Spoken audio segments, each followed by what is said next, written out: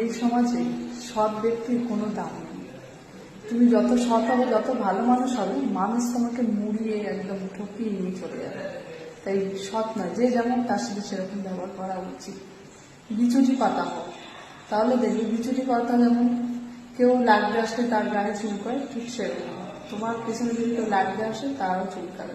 সবসময় মাথা রাখবে, চেনাশোনা আপন মানুষগুলো, আশেপাশের মানুষগুলোই তোমাকে পেছন দিক থেকে ছুরি মারে।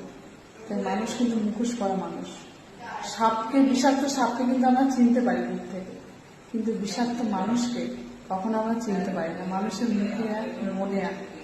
তাই মানুষকে চিনতে শেখো মানুষের ব্যবহার দেখে। এখনকার দিনে তুমি একটা মানুষের সাথে অনেক বছর থেকেও সেই মানুষটাকে চিনতে পারো না সেই মানুষটা কেমন। মানুষকে চেনা খুবই মুশকিল এখনকার দিনে। তাই মানুষকে চিনতে গেলে আগে মানুষটাকে ভালো করে চেনো, মানুষের সাথে মেশো, তাহলে মানুষকে কিছুটা চিনতে পারবে, তাও পুরোটা চিনতে পারবে না। তাই প্রত্যেকটা মানুষ স্বার্থে চলে। এই কলিযুগে স্বার্থ ছাড়া কোনো মানুষ চলে না।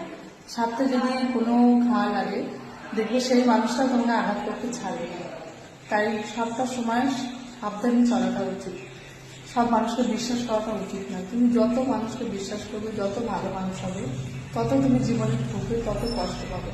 তাই যে যেমন তার সাথে সেরকম ঠকলে হবে।